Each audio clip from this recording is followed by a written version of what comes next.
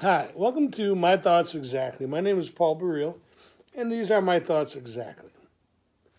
So, I want to be clear about one thing. You are unique, you are beautiful. If you're watching this video, you are unique and beautiful, and you're a gift. And if you're not watching this, the people you know are going to be unique and beautiful, and they're gifts. But what I'm learning lately is the interesting idea of the universalities of how we live, of what our lives are. I was speaking to a woman today. She grew up, she's about 2 years ahead of me, grew up about, we'll say 10 miles from where I grew up. She was on the north side of the city, around Portage Park. And of course, I was where I was. And we shared a lot of things like a light breakfast in the morning. And I know this sounds like yeah, we all did, but we didn't. I know we didn't all because I know other people who had different experiences. But many of the experiences that this woman and I had are very similar. But then there came a place where our paths diverged, and I went one way, she went another way. And then when those paths diverged, I my path joined somebody else who was on that path, whether it be writing or acting or music.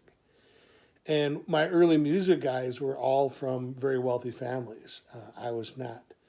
My house was full of love. My house was full of joy. My house was full of crazy people who yelled at each other all the time, but truly, at the end of the day, loved each other. My father worked his ass off his entire life, but we were never wealthy. We always had what we needed. Usually, we had what we wanted. But as my path diverged, and I began to run with these guys who had money, families had money, there were still universalities. There were still dreams that we had in common, and there were still things that we shared. Besides the music, right? In some cases, it was the Word of God. In some cases, it was a good book, theater, whatever. And as we all went together on that path, eventually I diverged from that path, and I got into theater, and again, I found a lot of universalities, but there were people that were of different races, cultures, orientations. I don't know if you're still saying orientation, preference. I'm not sure the word. I'm not trying to be mansplaining. I'm just not always up to date on the most contemporary way. But as a young kid, I didn't really know anybody who was LGBTQ until I got to college. And I'm sure I did, but it wasn't like talked about. Anyway, I started to realize that all these people, we all had universalities. We all had specific dreams that were parallel. And then we had things outside of our common ground that matched, right? So, theater guys that love football, and such. And every time my path turns, every time my road bends, I hook myself up with new people who have a common core, yet our paths share elements that are not necessarily rooted or based in in what brought us together in the first place.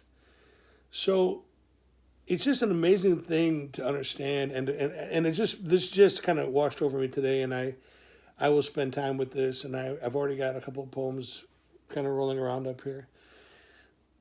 But the enormity of the universalities, yet they don't overshadow the uniqueness. So however you and I connected, wherever we connected, we have things that we agree on: poetry, music, lucha libre, whatever. And then we have things that I don't know about in your life, and vice versa. My good friend, my lucha brother Todd, loves heavy metal. It gives me a headache, right? So we have lucha, we have education in common, we have tacos in common, and we have a good base of a friendship. But there are other things that I have, other interests I have, and other interests he has. We're alike in a lot of ways, but we're unique in a lot of ways. And this goes with all my friends. My friend Van of over 40 years, same thing. He kind of leans right. He's a bit conservative politically. But there are so many solid, 4 decades of solid, unwavering friendship. The things that make us different are the things that make us better people to ourselves and stronger friendship because we accept it. I don't want to be too humble because, I am still me, but, I learned a lot over the years from Van and from how Van researches and how Van prepares. And I think having known Van 40 plus years has had a profoundly positive effect on me. So my point is, which I've taken a long way to get back to the point, which is I tell my writing students, omit needless words. I got a lot of them here. I got about 6 minutes worth. My point is celebrate your uniqueness. Celebrate what makes you you. Celebrate what makes you the individual, the beautiful human being that we all know and love. And embrace the universalities. Embrace the things. Whenever I get ready to go to a wrestling, lucha libre show or go for tacos with Todd, I get my wrestling hat on and I get ready to go. And Van and I are gonna go for a walk or play music, or James and I are gonna have a deep discussion about books or whatever. I'm lucky to be surrounded by amazing people who has some common cores with me and who has some other branches in their life. And so just remember, you're beautiful, and everyone you know is beautiful. And be cool with that. Be cool with the uniqueness of who you are. And be cool with that beeper that says my dinner's ready. So I love you. God bless you. Stay beautiful.